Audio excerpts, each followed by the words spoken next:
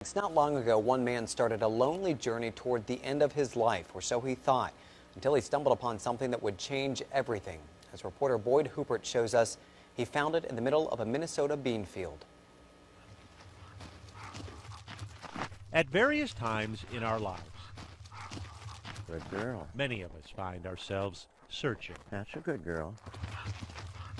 sometimes intently. When I found out that I had cancer, they told my family to go ahead and start planning my funeral. Diagnosed with stage 4 head and neck cancer 3 years ago, Walk nice. then let go from his propane delivery job. It's almost like it's a nightmare that you can't wake up out of. Greg Thomas began passing the hours on long walks from his home, Oh, look at the sun's coming up, Mags. alone with his dog and his thoughts, That sky look beautiful, huh? on a gravel road that led him here. And this is where I would come. Though Greg would have loved to go inside, the doors on the old Catholic church were locked tight. I tried it more than once. Built in 1868 by Czech settlers, the church had not been home to a congregation in more than a century. Really rough shape. The foundation was crumbling, the paint peeling. But it was here Greg Thomas, crumbling himself, came to pray.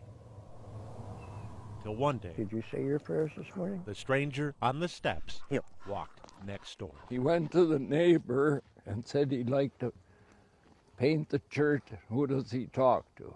So the neighbor sent him to talk to me. As treasurer of the foundation that keeps up the church cemetery, John Rinda could barely believe it.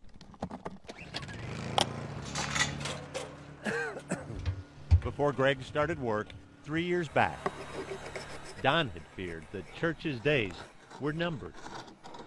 It was a godsend, yes. No doubt about that. 140 years worth of paint, 15 layers thick in places, came peeling off as Greg worked through the lingering effects of the cancer treatments that robbed him of his energy, his saliva glands, and even his teeth. I've been on a feeding tube now for 3 years, and this is how I feed myself, with the tube and a syringe. And this is how Greg feeds himself, too.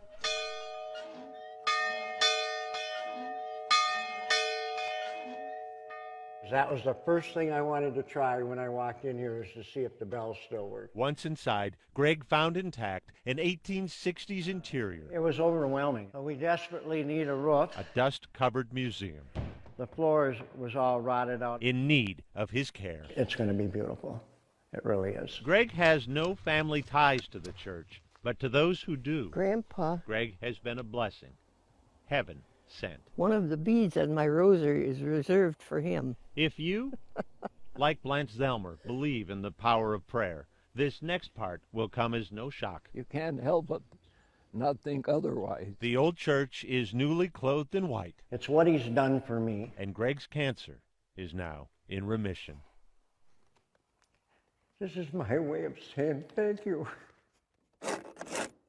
Greg can pray inside now whenever he wants, but there's something about this concrete Yeah, pew. there's been a lot of tears shed on these steps. And they've been tears of joy, tears of pain.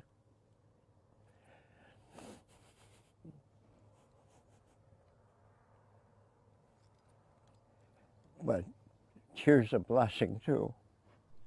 Greg Thomas is restoring the old church. That's true. But it's hard to discern who's saving who. And that's the heart of it. Boyd Huppert with a great story right there.